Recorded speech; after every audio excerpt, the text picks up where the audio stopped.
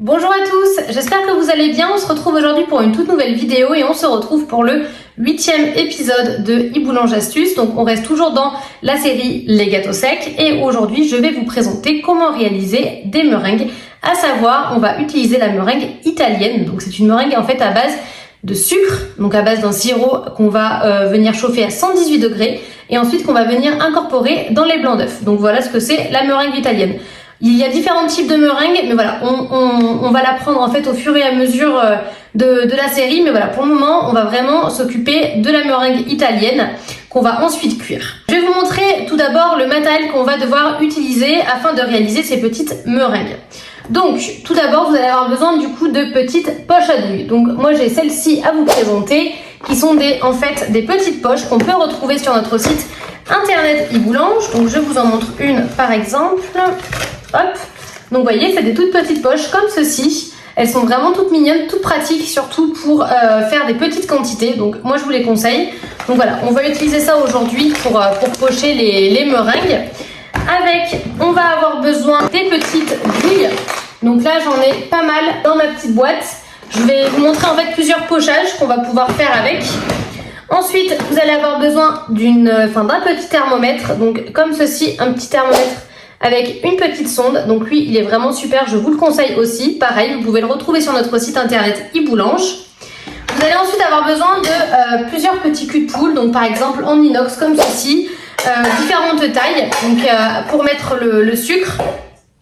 Vous allez avoir besoin d'une balance classique, d'un petit verre mesureur afin de mesurer en fait directement l'eau. Donc toujours de notre site internet Iboulange.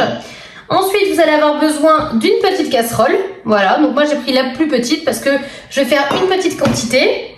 Et pour finir, on va avoir besoin du robot, pardon. Donc moi j'ai pris le robot, le KitchenAid, le classique. Donc pareil, je vous mettrai une petite photo ici, une vidéo ici également, avec le petit fouet qui va avec.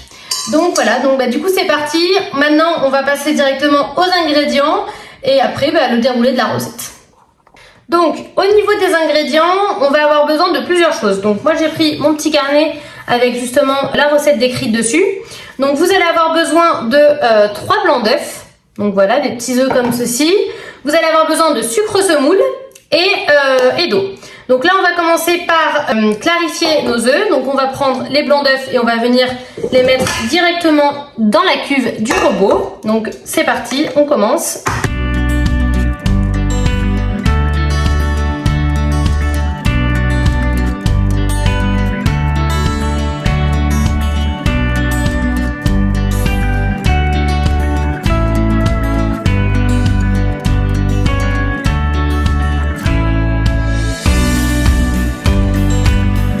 Donc ça, on va venir le réserver sur le côté, directement dans la cuve et on le met sur le robot et on n'en parle plus.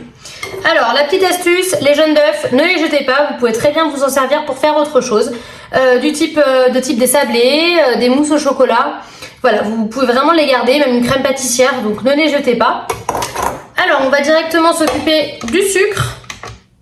Donc pour le sucre, moi j'ai besoin de 150 g de sucre en poudre, donc de sucre semoule.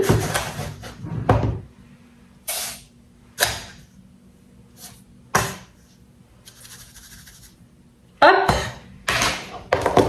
Donc après avoir pesé notre sucre, on va venir prendre la casserole et là vous allez verser le sucre directement dedans. Hop. Et on va venir tarer et on va s'occuper de l'eau. Donc là maintenant il va nous falloir que 30 g d'eau. Donc attention à être bien précis. C'est pour ça qu'en fait un petit verre mesureur je vous le conseille. Donc 30 g d'eau, pas plus.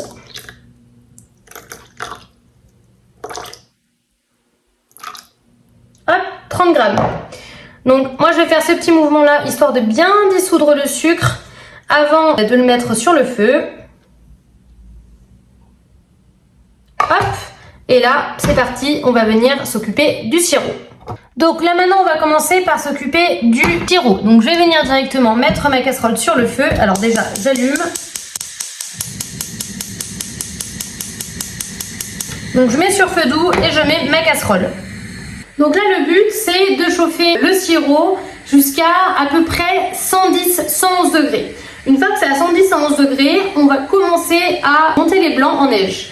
Donc voilà, on va commencer vraiment petit à petit. Attention par contre, une autre astuce, il va vraiment falloir monter progressivement vos blancs afin en fait que que les blancs d'œufs ne retombent pas. Donc il va vraiment falloir y aller petit à petit. Donc une fois que c'est à 111-112 degrés, on va directement activer nos blancs en neige, donc en petite vitesse, et progressivement on augmentera la vitesse. Et ainsi de suite, et après une fois que ce sera à 118 degrés, on pourra directement verser le sirop dans les blancs d'œufs qui seront déjà montés. Voilà, nous on va utiliser en fait un petit thermomètre pour atteindre la température de 118 degrés au total, donc à savoir le stade du petit boulet, c'est ce qu'on appelle, c'est le terme.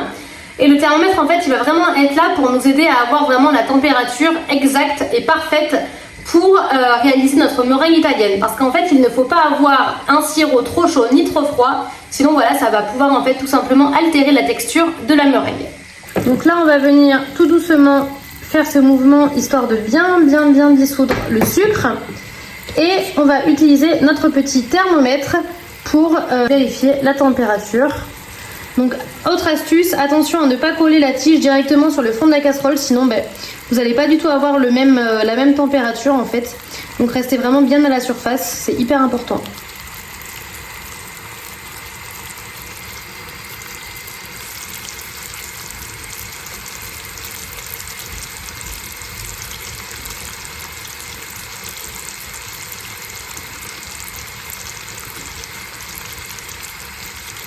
C'est bon, on est à 111, on va directement allumer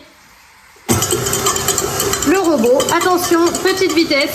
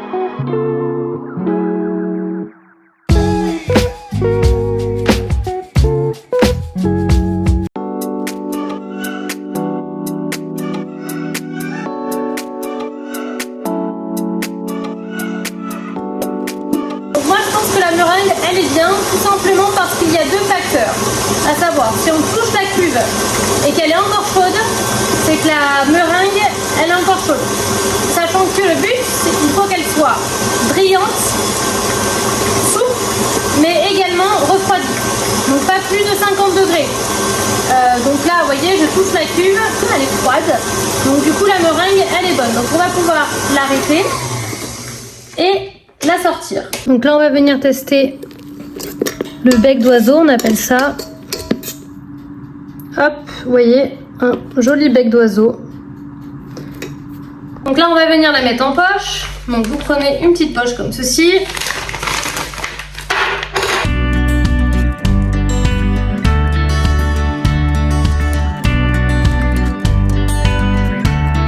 Donc pour pocher, je me munis du coup de ma petite douille cannelée, ainsi que d'une plaque perforée pour bien que les meringues, pour bien aérer en fait la cuisson des meringues, plus un petit tapis Silpat.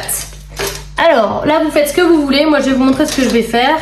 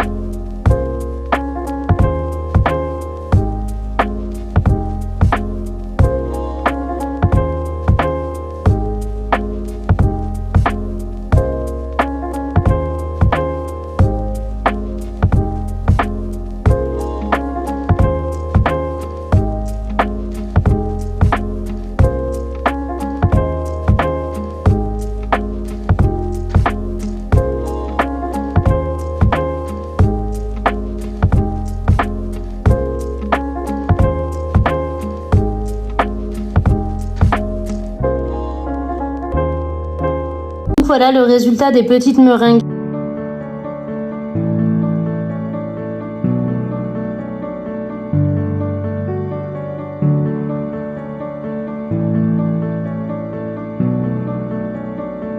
La cuisson, j'ai mis à environ 90 degrés pendant 1 heure, 1 heure et demie.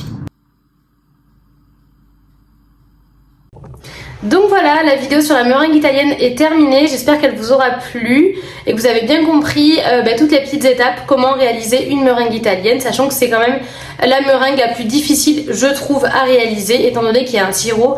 Et donc forcément, on ajoute un petit peu plus de difficulté à la recette. La prochaine fois, je vous montrerai également comment réaliser d'autres types de meringues, du style la meringue française ou même la meringue suisse, qui sont des meringues un petit peu plus faciles à réaliser. Donc n'hésitez pas à aller faire un petit tour sur nos réseaux sociaux Facebook, Instagram et TikTok, mais également à aller faire un tour sur notre site internet iBoulange, pareil, je vous le mets par ici, où vous pourrez retrouver justement tout le matériel que j'ai pu utiliser dans la vidéo. Et n'oubliez pas, vous avez moins 5% de réduction, donc avec mon code qui va s'afficher juste ici, Camille IB5. Écoutez, je vous souhaite à tous et à toutes une très bonne journée et à bientôt sur iBoulange.